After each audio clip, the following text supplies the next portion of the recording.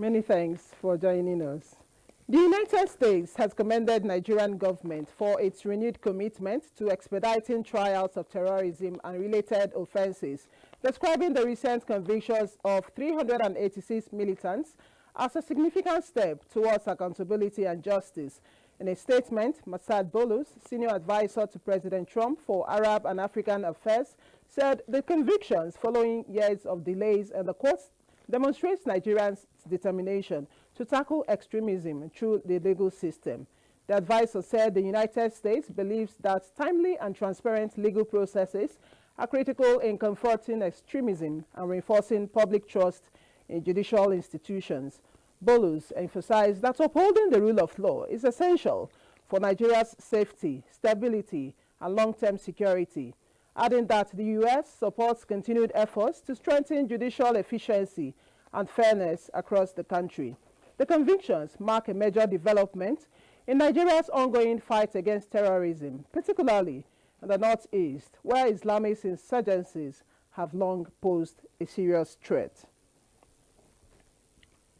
Parliamentary elections are ongoing in Hungary to elect all 199 members of the National Assembly of Hungary, with 100 seats required for a simple majority government.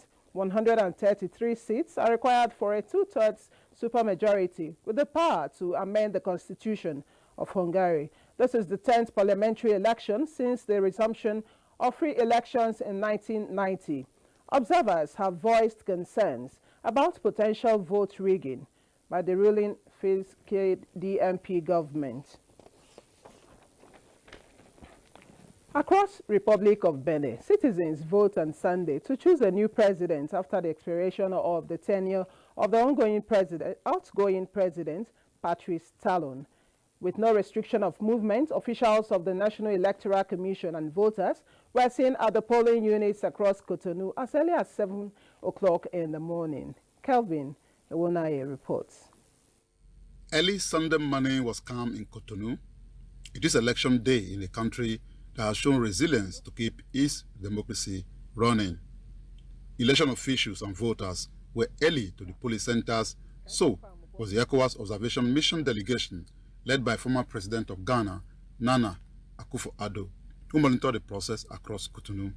He was delighted at the seamless process and commitment of the citizens to participate in deciding the direction of their country.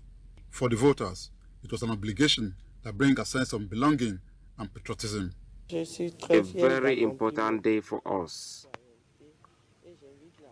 I have voted, but people are still few coming to vote. Maybe because they are still in church. They will come out after church because the process is very peaceful. Happy to come to vote, and I invite people to come to make like me. There are over 17,000 polling units across the country, where 8 million registered voters, including the diaspora, are expected to choose between Ronan Wadani of the ruling coalition bloc and Ponhakpe of the opposition groups. ECOWAS has over 50 observers deployed across Benin Republic, while other international observers, including those from the African Union, are also monitoring the process. In Cotonou, Kelvin Ewonaye, NTA News. And joining us via Zoom to speak more on the elections in the Republic of Benin is the Executive Director of West African Network for Peace Building, WANEP International Observers, Lavinia Ade Mensah. It's good to have you join us.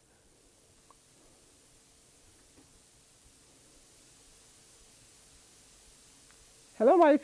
Can you hear us?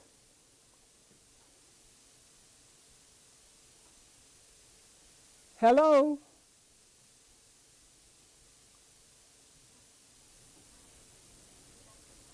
Okay, it seems we are not able to establish contact with her, but we'll come back to her as soon as we can do that. Now let's get to the next report. It's not surprising that a deal wasn't reached, but the big question is, what happens next? Could it be Trump's choice? Escalate or negotiate? Comfort Fasheun gives us more on this and other news around the world on Global Update.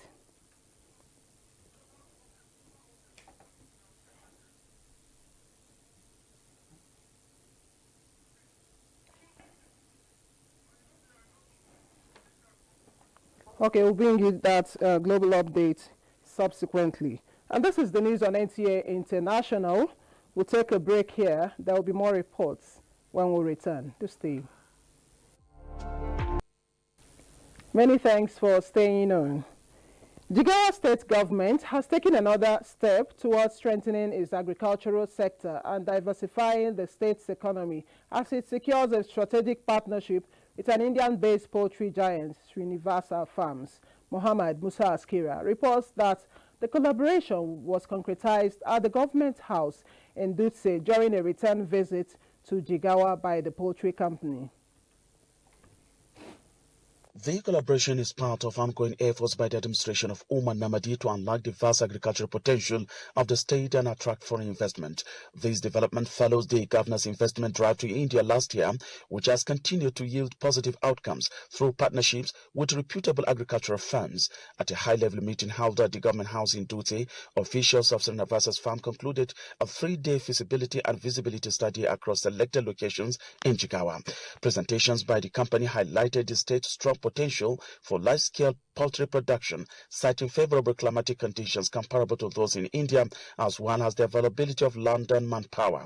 The Indian farmer expressed readiness to invest in modern poultry farming techniques, which are expected to enhance productivity, create employment opportunities, and strengthen food security in the state. Jigawa state is geographical location situated in Nigeria northern, is very good place, agriculture, major agriculture hub, featuring is over 40,000 reserves the state. Market importance plays significant role national livestock and poultry markets. The buyback issue you are saying is something that we are interested in because it will guarantee the farmers' income and profitability. The same thing, the major challenge we are having here is the availability of the old chicks and also the cost of feeds. This really hindering the success of poultry business, not only in Jigawa State but in Nigeria. Experts have described the partnership as a significant milestone in the economic diversification agenda of the Umar Namadi administration, noting that it aligns with the broader efforts to reduce dependence on traditional revenue sources. The initiative is also expected to position Jigawa as a hub for poultry production in Nigeria and beyond. From Dutse, Muhammad Musa Askira, NTA News. And earlier we told you that it is not surprising that a deal wasn't reached, but the big question is, what happens next? Could it be Trump's choice, escalate or negotiate? Comfort Fashion gives us more on this and other news around the world on Global Update. For joining us on Global Updates. Now, 21 hours was not enough to end 47 years of hostility between Iran and the U.S. Starting since the 1979 Islamic Revolution, the clerical regime in Tehran and its proxies, first led by Ayatollah Ruhollah Khomeini and then Ayatollah Ali Khamenei, committed a range of attacks against Americans. The attacks have often been carried out by Iranian-backed militant groups such as the Hezbollah and Hamas, and have frequently targeted and killed Americans overseas, particularly in Israel. Been at it now for 21 hours, and we've had a number of substantive discussions with the Iranians. That's the good news. The bad news is that we have not reached an agreement, and I think that's bad news for Iran much more than it's bad news for the United States of America. The delegation leader says the U.S. failed to gain Tehran's trust during lengthy negotiations in Islamabad, Pakistan. The negotiating session of failure belies the scale of the challenge in narrowing wide gaps on complex issues that ranges from age-old suspicion about Iran's nuclear program to new challenges that this war has thrown up, which is most of all Iran's control of the strategic Strait of Hormuz, whose closure is causing economic shocks worldwide. Some days ago, it wasn't even certain the two sides will meet and even more sit down in the same room. We can see a long-standing political taboo was broken here. The urgent question now is, what happens next? What happens to the contested 2-week ceasefire, which pulled the world back from U.S. President Donald Trump's alarming threats to destroy a whole civilization in Iran? Will the U.S. President be ready to send his negotiators back to the bargaining table? Will the U.S. now escalate or negotiate? Well, in a post on his Truth Social platform, President Donald Trump says he has ordered a U.S. naval blockade of the Strait of Hormuz in response to Iran's refusal to give up its nuclear ambitions during peace talks in Islamabad. While acknowledging that the marathon talks in Pakistan had gone well and most points were agreed to, Trump says Tehran has refused to concede on the issue of its nuclear program. Iran has also refused repeated demands to open the Strait of Hormuz to allow the free flow of vital traffic in oil, gas and other essential goods in the absence of a new agreement. The U.S. and the Iranian delegations came to Islamabad emboldened by their belief that theirs was the winning side in this war. And they engaged knowing that if they failed, there was the option to keep fighting. Whatever the spiraling pain for their own people and ابزاری است برای تأمین و صیانت از منافع ملی و دیپلمات‌ها وظیفه‌شون رو در هر شرایطی چه در زمان جنگ چه در زمان صلح باید انجام بدن. Iran is indicating its readiness to keep talking, and Pakistan's foreign minister Ishaq Dar urged all sides to uphold the fragile ceasefire and said they would continue their efforts to encourage dialogue. If history provides any lessons, the last time Iran reached a nuclear deal with the U.S. and other world powers in 2015, it took 18 months of breakthroughs and breakdowns. 21 hours might just be the beginning of lasting truce talks, and the world waits for a verdict, most of all from Trump's. Now let's shift our attention to other matters. Iraq's new president, Nizar Ahmadi, formally takes office after the ceremony at Baghdad Palace, a day after lawmakers elected him head of state.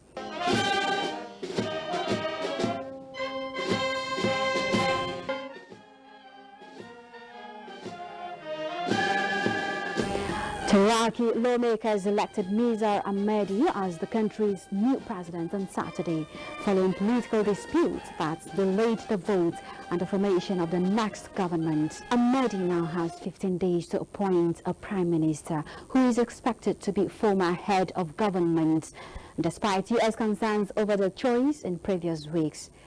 Now, on a lighter note, let me leave you with the footage of a 40-day-old Patter's monkey named Yuji, who is being hand-reared in Guadalajara Zoo after being rejected by his mother. The young monkey has drawn attention online for using the toy as emotional support.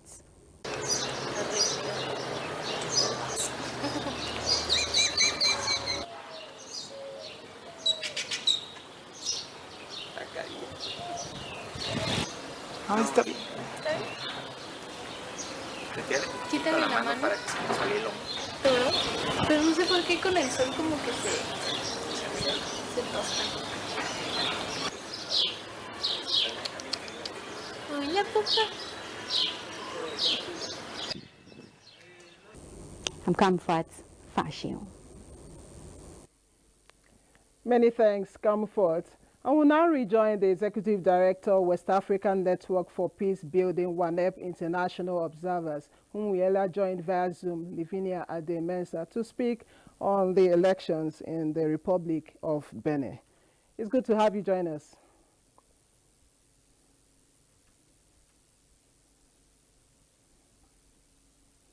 Ma, if you can hear me, it's election day in Benin Republic, and you are leading one of the largest observer groups to this election. Tell us, what have you seen?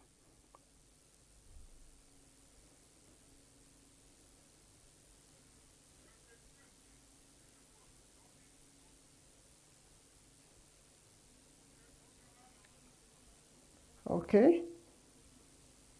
Now, the streets of Bayelsa State came alive in a vibrant blend of color, rhythm, and jubilation as residents turned out in large numbers to hail President Bola Ahmed Tinubu on his historic official visit to the state. From Yenagoa, the state capital, to Oporoma, Sabama, and Ekeremo local government areas, the atmosphere was electric. Men, women, and youths, adorned in colorful attire, lined the streets, dancing to the beat of drums and cultural music in a spontaneous show of excitement and pride. The former Aikoje brings us a feel of the atmosphere there. Yes, it was indeed a moment of fulfillment and renewed hope for Bayelsans as the long-awaited infrastructural projects delivered by Governor Donyedire took center stage, a test of promises kept and proof that government can work. Across Yenegua and its environs, sociocultural troops thrilled with energetic performances, while chants and songs of celebration filled the air, creating a carnival-like atmosphere.